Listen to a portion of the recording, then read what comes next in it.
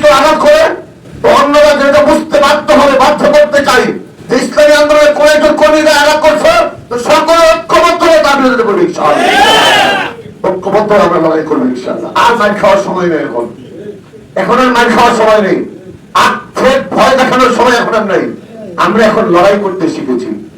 যে জাতি রক্ত দিতে জানে সে জাতি কোনোদিন পরাধীন থাকতে জানে না। চলে থানে যখন কেউ ব্যানার নিয়ে নামে নেই, কোন রাজনৈতিক দল ব্যানার নিয়ে নামতে সাহস পায় নেই, সাধারণ কর্মীরা পর্যন্ত ব্যানার নিয়ে নামতে সাহস পায় নেই।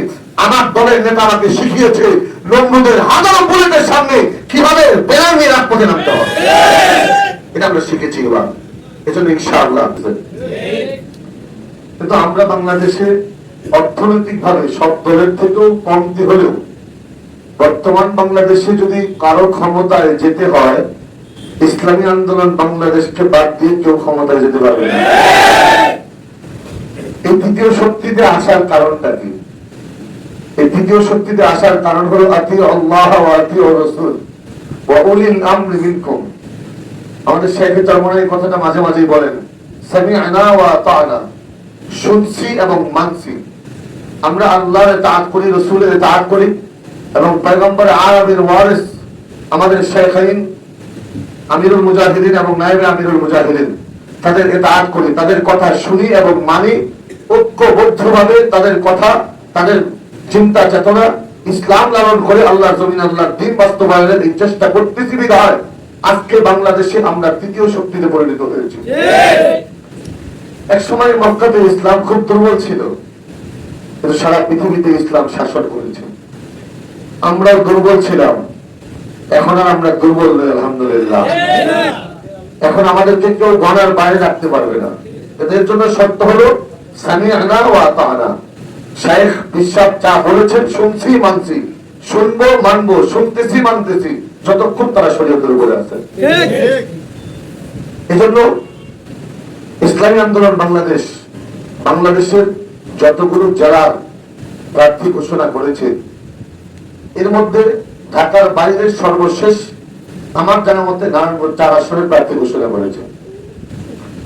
নারায়ণগঞ্জ 4 আসনের প্রার্থী নিয়ে যতবার আমি কেন্দ্রে তো বেশিরভাগ সময় কাটাই, ওখানে আমার অফিস। নারায়ণগঞ্জ 4 আসন নিয়ে যতবার বৈঠক বসছে, যতবার আলোচনা হয়েছে, অন্য 10টা আসন নিয়েও অতটুকু আলোচনা হয়নি। এখন আপনারা বলতে পারেন কারণটা কি? কারণটা হলো আমাদের পীর সাহেব, আমাদের শাইখে চরমনাই মনে করেন বাংলাদেশে একটা আসনও যদি না আসে তো নারায়ণগঞ্জ 4 আসনে আমরা জিতবো ইনশাআল্লাহ।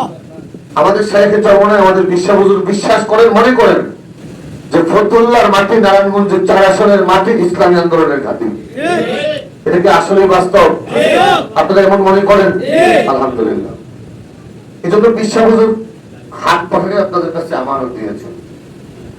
এক সময় অ্যাডভোকেট শফিক সাহেব ছিলেন, আজকে আমি আছি, আবার এক সময় আমি থাকবো না, কিন্তু হাত পাখা থাকবে। আমি কালকেও মরে যেতে পারি, কিন্তু হাত পাখার কিচ্ছু হবে না ইনশাআল্লাহ। এবার সংসদে গেলে হাত পাখা সংসদে যাবে ইনশাআল্লাহ। কিন্তু আমাদের ঐক্যবদ্ধ প্রচেষ্টা চাই। আমি একটা কথা আপনাদেরকে বলি, আজকে আমাদের মাসুদ ভাইয়ের কথা শুনে আমার বদরের প্রান্তরের সেই কথাটা মনে পড়েছে।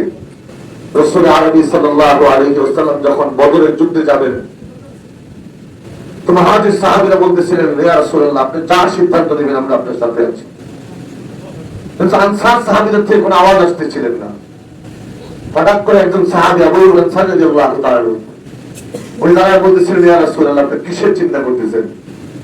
আমরা আনসার আপনার ডানে থাকবো, বামে থাকবো, সামনে থাকবো, পিছনে থাকবো। ইসলামের বিজয় হবে, হয়তো শহীদ হবো, নয়তো ইসলামের বিজয় হবে ইনশাআল্লাহ। মাসুদ ভাইয়ের কথাটা শুনে আমার আজকে মনে হয়েছে যে আমি যেই হই না কেন, নারায়ণগঞ্জ 4 আসনে ইনশাআল্লাহ হাত পাখার বিজয় হবে ইনশাআল্লাহ।